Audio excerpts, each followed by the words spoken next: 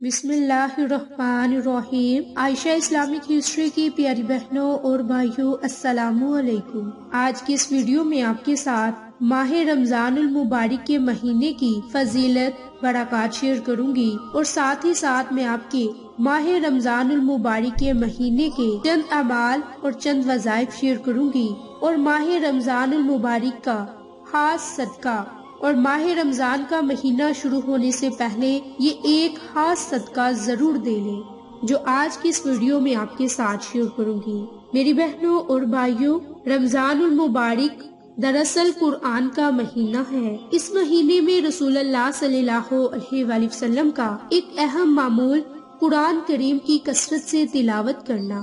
رمضان المبارک کو قرآن کریم سے خصوصی نسبت ہے، کیونکہ قرآن کا نزول رمضان کے مہینوں میں ہے، رمضان کے مہینے میں ہوا۔ جس طرح دوسری نیکیوں کا اجر اس مہینے میں 70 گنا زیادہ ملتا ہے، اسی طرح قرآن کریم کی تلاوت کا بھی اجر بڑھ جاتا ہے۔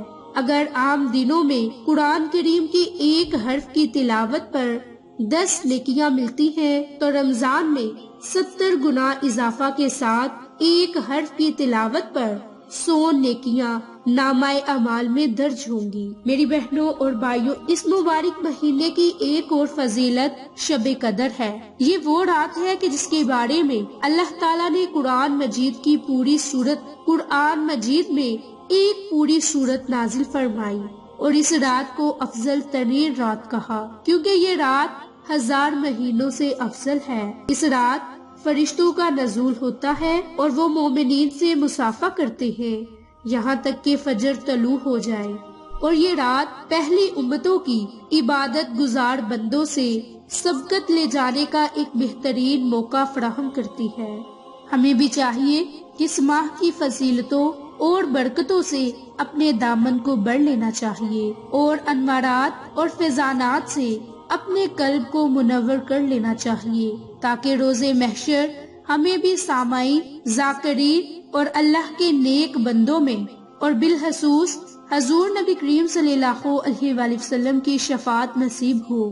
یہ صبر کا مہینہ ہے، اور صبر کا بدلہ جنت ہے۔ یہ مہینہ لوگوں کے ساتھ غم خوری کا مہینہ ہے، اور اس مہینے میں مومن کا رزق بڑھا دیا جاتا ہے، اور جو شخص کسی روزے دار کا روزہ افطار کروائے، اس کے لیے گناہوں کے معاف ہونے اور آگ سے نجات کا سبب ہوگا، اور اسے روزے دار کے ثواب کے برابر ثواب ملے گا، مگر روزے دار کے ثواب سے کچھ کمی نہیں ہوگی۔ تو میری بہنوں اور بھائیوں، حضرت ابو ہریرہ سے روایت ہے کہ ہمارے پیارے نبی نے فرمایا کہ جب ماہ رمضان کی پہلی رات ہوتی ہے، شیطانوں اور سرکش جنوں کو بیڑیاں پہنا دی جاتی ہیں، اور جہنم کے دروازے بند کر دیے جاتے ہیں، اور ان میں سے کوئی دروازہ کھولا نہیں جاتا، اور جنت کے دروازے کھول دیے جاتے ہیں، بس ان میں سے کوئی دروازہ بند نہیں کیا جاتا، اور ایک پکارنے والا پکارتا ہے کہ اے طالب کے خیر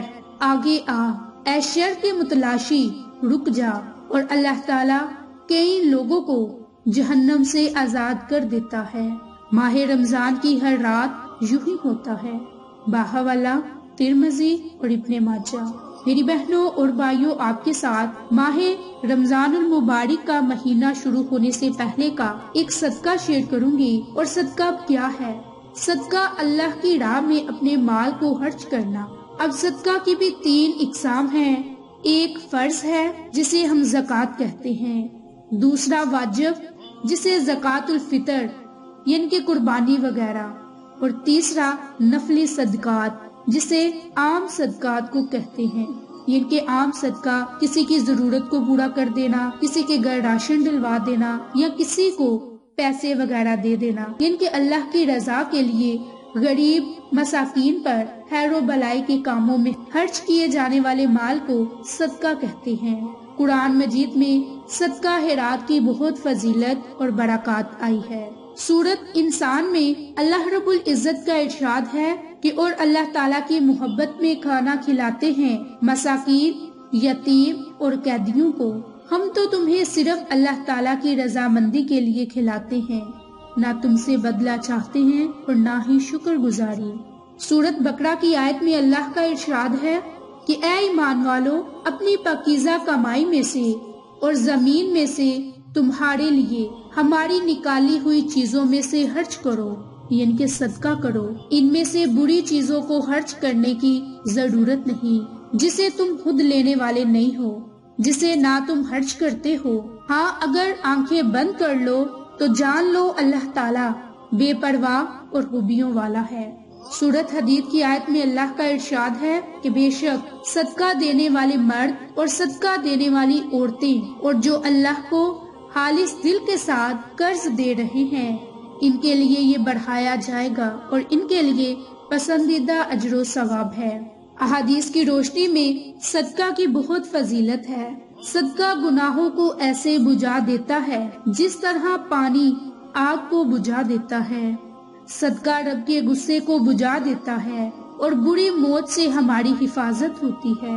ایک روایت میں ہے کہ حضرت ابو ہریرہ فرماتے ہیں کہ نبی پاک صلی اللہ علیہ وآلہ وسلم کا ارشاد ہے کہ جو شخص کسی تنگ دست کو مہلت دے دے، یعنی کہ جو قرض دار ہے، اگر اسے کوئی مہلت دے دے، اس کا کچھ قرض معاف کر دے، تو اللہ تعالیٰ اسے قیامت کے دن اپنے عرش کے سائے کے نیچے جگہ دے گا، جس دن اس کے سائے کے علاوہ کوئی اور سایہ نہ ہوگا۔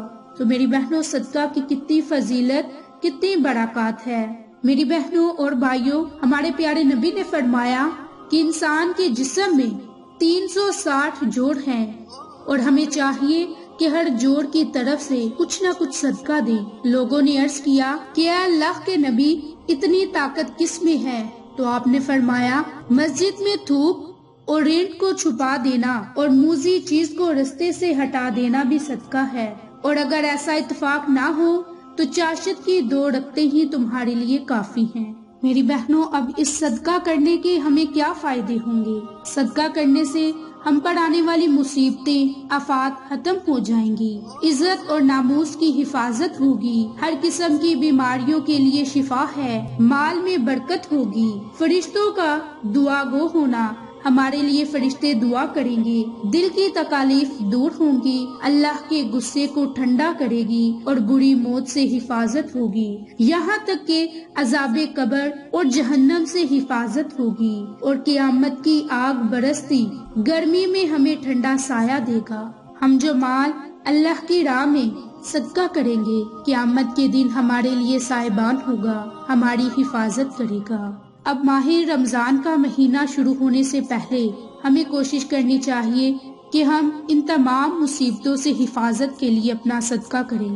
اگر کوئی صاحبی حیثیت ہے تو وہ کسی جانور کے گوشت کا صدقہ کر دے۔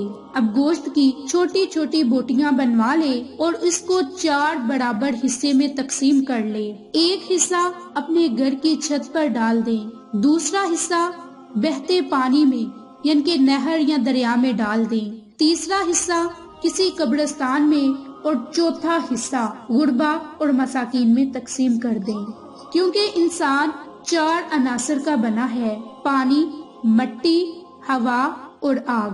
اس طرح سے جانور کا صدقہ کسی دن بھی دے سکتے ہیں، اور گوشت اپنی حیثیت کے مطابق لیں اور اللہ کی راہ میں سے صدقہ کر دیں۔ اس سے آپ کو بہت زیادہ فائدے ہوں گے، آپ پر آنے والی مصیبتیں ختم ہو جائیں گی، آپ کی پریشانیاں ختم ہوں گی، آپ بیماریوں سے محفوظ رہیں گے اور اللہ کی ذات آپ کی دعاؤں کو قبول فرمائے گا۔ تو ماہ شعبان کا مہینہ شروع ہونے سے پہلے اس طریقہ کار سے گوشت کا صدقہ کریں۔ اگر آپ اتنا صدقہ نہیں کر سکتے تو آپ اللہ کی راہ میں اپنی حیثیت کے مطابق کوئی نہ کوئی چیز صدقہ کر دیں، کسی کے ساتھ نیکی کر دیں، کسی کو پانی پلا دیں یا کسی کو اچھی بات بتا دیں، انشاءاللہ اس سے بھی آپ کو فائدہ ہوگا۔ تو آپ کو آج کی ہماری ویڈیو پسند آئے تو اسے لائک، شیئر اینڈ سبسکرائب کریں۔ جزاک اللہ۔